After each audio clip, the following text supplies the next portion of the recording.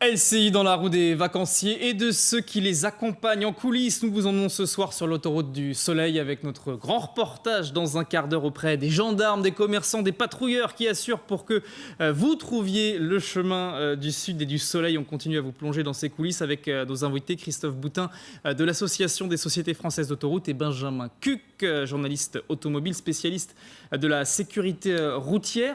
Avec un nouvel extrait également de ce grand reportage tout de suite auprès d'un patrouilleur, notre ange gardien de la route, vous allez le voir. C'est lui qui sort son gilet jaune et qui brave les dangers pour nous les faire éviter. En Lyon-Paris, il y en a aussi en Paris-Lyon au 292. À Beaune. Ok, c'est reçu, je te remercie. Christophe doit dégager des obstacles sur les voies. C'est l'intervention la plus fréquente l'été.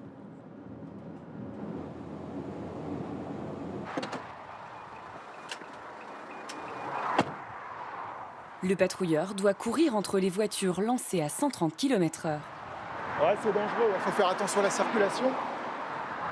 Donc, les objets sont juste là. Et aucun véhicule ne ralentit.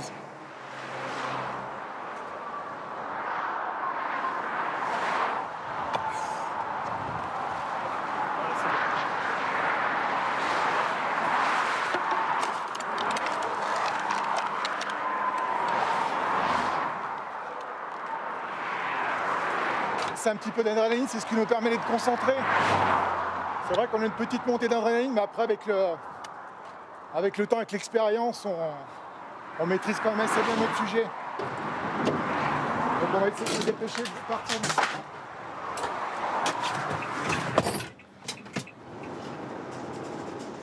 Pour Christophe, l'été compte aussi son lot de conducteurs étourdis.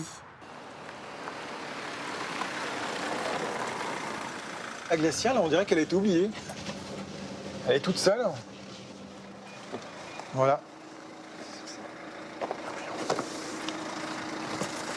Oh, mais il y a plein d'affaires dedans. Bah là, les gens, ils sont partis sans la glacière. Bon, ça c'est le côté plus léger, mais ce qu'on a vu avant, on peut vraiment parler d'ange gardien de la route là. Tout à fait, ce sont des gens qui prennent de vrais risques pour pouvoir assurer la sécurité des usagers. Et je veux leur rendre hommage, ce sont mes collègues. Ils font un métier très dangereux. Il y a parfois des accidents, il y a eu des drames. Un d'entre eux est décédé l'année dernière. On a eu une hausse de 50% des incidents touchant nos personnels l'année dernière, c'est-à-dire des accidents qui sont passés à 186 accidents pour l'année 2017. Donc, s'il vous plaît, respectez les faits, attention. Et comment vous expliquez cette hausse assez spectaculaire ? On l'explique par plusieurs facteurs, mais le suspect principal, si je puis me permettre, c'est probablement le smartphone. Et l'attention des conducteurs est de plus en plus captée par ce petit appareil qui prend beaucoup de place dans nos vies à la maison et qui prend presque la même place dans les voitures. Et quand vous regardez votre smartphone, vous ne regardez plus la route. Si vous regardez un message, un SMS, 5 secondes, c'est à peu près 200 mètres que vous parcourez sans regarder la route. Et impossible de voir un de ces personnels sur la route, un petit point... Non, et en plus, contrairement au reste du trafic qui évolue plus ou moins à la même vitesse que vous et dont vous pensez que vous avez le temps de l'éviter, lui, il est arrêté. Donc il arrive sur vous, entre guillemets, c'est vous qui arrivez sur lui en réalité, avec un différentiel de vitesse très élevé. Vous ne pouvez vraiment pas l'éviter si vous n'avez pas regardé. Et ce qu'on voit également, c'est que personne ne ralentit sur la séquence qu'on vient de voir. Non, c'est particulièrement effrayant, c'est que les gens s'en moquent et ils se disent ouais, c'est un bonhomme orange, voilà. Alors que c'est un individu qui a une famille, qui a des responsabilités et qui a des responsabilités très grandes parce qu'il vient sauver la vie de gens. Parce que si vous roulez avec une petite voiture à 130 km/h sur les choses qu'il ramasse, là, vous pouvez vous éclater les pneus, partir dans le fossé et finir à l'hôpital vous-même. Donc respectez ces gens. Mais pour revenir sur le smartphone, une bonne solution, c'est de le mettre dans le coffre en Bluetooth. Comme ça, vous recevez les communications dans la voiture avec le système Bluetooth de votre véhicule, tout en étant persuadé de ne pas recevoir de messages SMS, Facebook, WhatsApp ou je sais pas quoi. Non, on n'est pas dérangé par cela. Donc on peut recevoir les communications, mais on éloigne le téléphone de soi. Comme ça, on n'est pas sollicité si on ne peut pas les chercher. Alors justement, dans quelques minutes, nous suivrons Geneviève. Elle est fan de l'autoroute du Soleil, une vraie fan. Elle le prend très souvent, notamment toutes les semaines et pour les vacances. Elle en connaît tous les secrets. Et évidemment, elle a ses petites habitudes, pas toujours très bonnes, on va le voir. Ah, je l'ai pris de nombreuses fois, ce tunnel. Quand les enfants étaient petits, on allait au camping avec la petite R5, la remorque, les vélos, tout la totale. C'est le passage, vraiment, c'est la sortie vers les vacances, là. Hein. Quand on a passé le tunnel, ça y est, on est vraiment en vacances. Là, ça, il y a mon petit cœur qui bat parce que je me dis, ça y est, t'arrives dans le midi, là. Les annonces, les bouchons, toujours. Oula, bouchon. En bonne habituée, elle a ses astuces pour ne pas s'ennuyer. Hop, prêt à être fait. Il y en a déjà un certain nombre qui sont remplis. Donc voilà. J'ai mon petit stylo, j'ai tout ce qu'il faut. Les mots croisés à bannir. Pas très bon, non. Moi, je voudrais rappeler simplement à nos auditeurs que les voitures autonomes, elles n'existent pas encore dans la réalité. Donc, il faut encore contrôler son volant, contrôler ses pédales, regarder devant soi. Ça viendra peut-être, mais c'est pas encore au point. Il y a des assistances parfois. Ça ne va pas jusqu'à conduire à votre place. Faites très attention, gardez les mains sur le volant et conduisez. Et il n'y a pas que les mots croisés. On sait que par exemple, certains chauffeurs de poids lourds regardent même la télévision des films au volant. Oui, il suffit de mettre son ordinateur, un CD, c'est un DVD dans l'ordinateur, parce que j'imagine que ce sont des gens honnêtes qui n'ont pas téléchargé, et ils regardent des films. Mais bon, il n'y a pas une urgence absolue à faire des mots croisés au volant, quoi. C'est quand même les gens, leur voiture, ils comprennent pas que ce n'est pas un moyen, ce n'est pas un moyen de déplacement uniquement. Ils voient ça comme chez eux, en fait. Ils imaginent que c'est une extension de chez eux. Or, la voiture, c'est un outil de déplacement, rien d'autre. Donc, avec une extension de chez soi, parce qu'on est chez soi, on est dans un bien à soi, mais ça reste un outil de déplacement dont on est responsable et qui est potentiellement dangereux. Alors la question que se pose Geneviève et que se posent beaucoup de gens ce temps de départ en vacances, c'est comment s'occuper quand on passe des heures sur la route. Là aussi, vous avez peut-être des conseils. Déjà, vous pouvez écouter la radio. Très bien. Ça, Autoroute FM. C'est un bon médium, par exemple. C'est de la bonne musique. Celle sur de nos Autoroute confrères, FM. celle de nos confrères marche aussi, mais Autoroute FM est une très bonne radio. C'est la même fréquence partout sur toute la France. 107.7, on peut le dire, voilà, pour les accidents en tout genre. Et vous y aurez des conseils. Il y a une bande-son qui est préparée pour justement vous mettre dans les meilleures conditions, pas trop vous énerver, pas trop vous endormir. C'est vraiment fait pour ça. Et puis, vous aurez des conseils aussi sur des indications sur les régions que vous traversez. Il y a tout un tas de sujets qui sont préparés. Ça, c'est une bonne façon. Si vous êtes accompagné, vous pouvez faire la conversation avec vos voisins. Et puis, ça permet aussi, si c'est plusieurs conducteurs, de se relayer. Ça, c'est important, puisque justement, ça évite de fatiguer un seul conducteur et d'être victime de ces problèmes de somnolence. Et on voyait la Geneviève qui est donc fan de l'autoroute. Je le dis, ça nous fait un peu sourire, mais il y a des gens qui sont fans de l'autoroute, à qui ça rappelle des souvenirs. C'est aussi ça. Vous le savez bien, j'imagine, dans votre association des sociétés d'autoroute, c'est des souvenirs, l'autoroute du Soleil, la 6, la 7. Oui, tout à fait. Il y a des pages internet sur Wikipédia qui sont consacrées aux autoroutes où il y a des informations que nous-mêmes, nous ignorons parfois. Je dois dire que c'est une bonne idée d'être fan de l'autoroute puisque, comme vous l'avez rappelé au début, c'est un réseau qui est beaucoup plus sûr que les autres réseaux. Donc, si vous empruntez les autoroutes, vous êtes plus en sécurité qu'ailleurs. Oui, c'est pas n'importe quelle route finalement. Non, déjà, c'est l'avant-goût des vacances, quoi. Moi, en ce moment, on est un peu en vacances c'est un peu comme quand on est à la gare ou à l'aéroport, on est déjà en vacances. Le voyage est finalement mieux que la destination. On se souvient des vacances en partant. Moi, je me souviens des vacances avec mon frère et ma sœur à l'arrière de la Ford, avec mon père et ma mère devant. Et on s'arrêtait à telle aire d'autoroute parce que c'était plus sympa cette aire d'autoroute-là. Et je vous parle de ça, c'était il y a 25, parce qu'il y a 25 ans, j'ai déjà dit il y a 20 ans. Donc non, c'était quand même il y a presque 30 ans de ça, quoi. Et vous ne croyez pas si bien dire, puisque notre fameuse Geneviève, elle adore les aires d'autoroute, elle les a toutes faites, elle va nous raconter ça. Opération shopping, opération glace, opération gourmandise. Alors l'entrée, ça doit être par là. Et à peine arrivée, c'est plus fort qu'elle.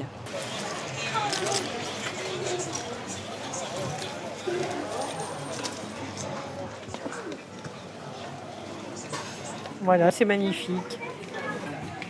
Moi, ça me fait rêver, ça. Ah, Marilyn, elle est belle. Geneviève peut se vanter d'avoir écumé toutes les stations. Et une fois, j'ai dit, je prends le temps qu'il faut, mais je les fais toutes. Et je les ai toutes faites. Une fois à l'aller, une fois au retour. Pour trouver ce que j'avais à trouver, quoi. Et j'ai trouvé plein de trucs. Plein de trucs. Je sais où il faut que je m'arrête et où ça vaut pas le coup, quoi. L'experte scrute tous les rayons.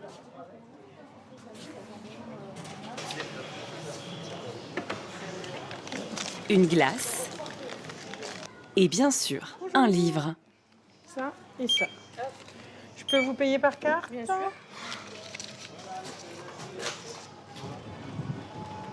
Je m'arrêterai à nouveau, oui. Non, sans problème. Ils ont des Sympa. Et non, ils n'ont pas de théière, donc ils ont plein de choses, mais pas de théière, malheureusement. Peut-être une autre fois. Alors, pas de théière, parce que vous le verrez, elle a une collection de 500 théières glanées sur les aires d'autoroute. Elle a fait toutes les aires de l'autoroute du Soleil, aller et retour. Alors, c'est plutôt sympathique. C'est vrai qu'on trouve plein de choses sur ces aires d'autoroute. Finalement, c'est des petits villages sur la route des vacances. Petit, peut-être pas si petit que ça. Quand on regarde les plus grandes aires d'autoroute, ce sont des vrais villages avec jusqu'à 250-300 personnes qui peuvent s'y relayer pour y travailler. Ce sont parfois les seuls commerces des villages alentours, justement. Non, ce sont des lieux de vie qui transposent une partie de notre univers un peu urbain dans des zones un peu plus inattendues. Et comment vous travaillez avec eux, juste comment les sociétés d'autoroute travaillent avec ces commerçants un peu particuliers? Eh bien, écoutez, on est dans un dialogue permanent. Il y a des renouvellements fréquents des aires pour justement faire en sorte que les services que vous trouvez en ville, vous les retrouviez sur les aires d'autoroute. On organise ça. Ce sont des partenaires, ce sont des gens qui, avec nous, concourent à faire que votre voyage soit un plaisir.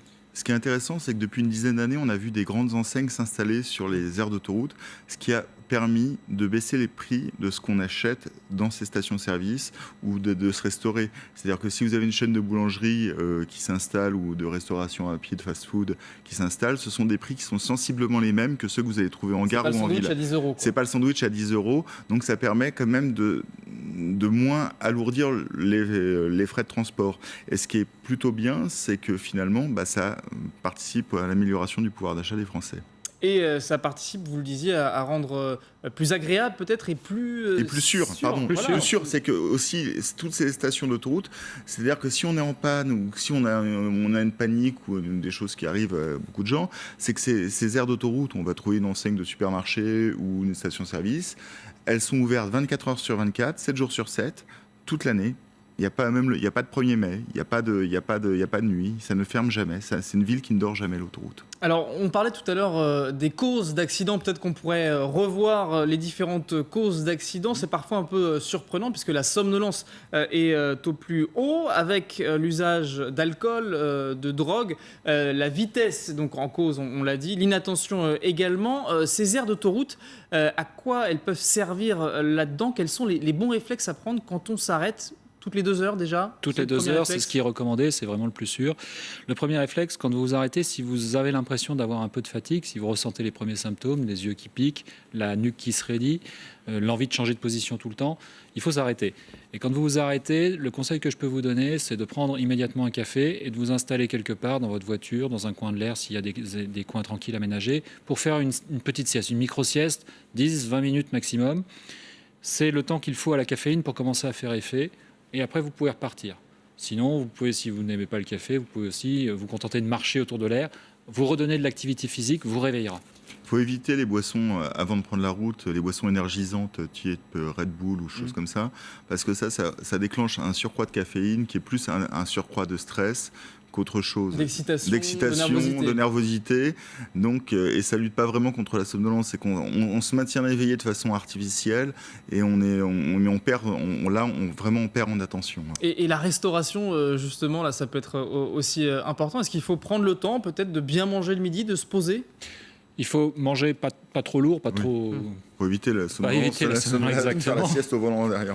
Mais il faut aussi que ce soit un moment convivial que vous passiez sur les aires. C'est très important. Il faut qu'elles soient le plus attractives possible. Parce que si elles sont un peu rébarbatives, si elles sont sales, si vous n'y trouvez pas des choses qui vous intéressent, si c'est trop cher, vous ne vous y arrêterez pas. Et là, pour nous, c'est un véritable enjeu. Il faut absolument que les gens aient envie de s'y arrêter. Sinon, ils ne respecteront pas les Quand j'étais enfant, je me souviens qu'il y avait des activités de tir à l'arc. Et ça m'avait fasciné. Et j'ai jamais trouvé l'aire d'autoroute où il y avait des activités de tir à l'arc. On la recherchera. Et là, on essaie de renouveler aussi les offres, les services à la clientèle pour leur dire revenez, prenez vos habitudes peut-être à tel endroit. Alors, les gens ont leurs habitudes, effectivement, puisqu'il y a des aires qui ont des thèmes. Il y a une aire avec des champignons sur l'autoroute A6. Un peu plus loin, sur l'autoroute A7, vous trouverez la fameuse aire du Nougat de Montélimar. Je crois même qu'elle va être rebaptisée pour lui rendre hommage. Donc oui, il y a des habitudes qui se créent.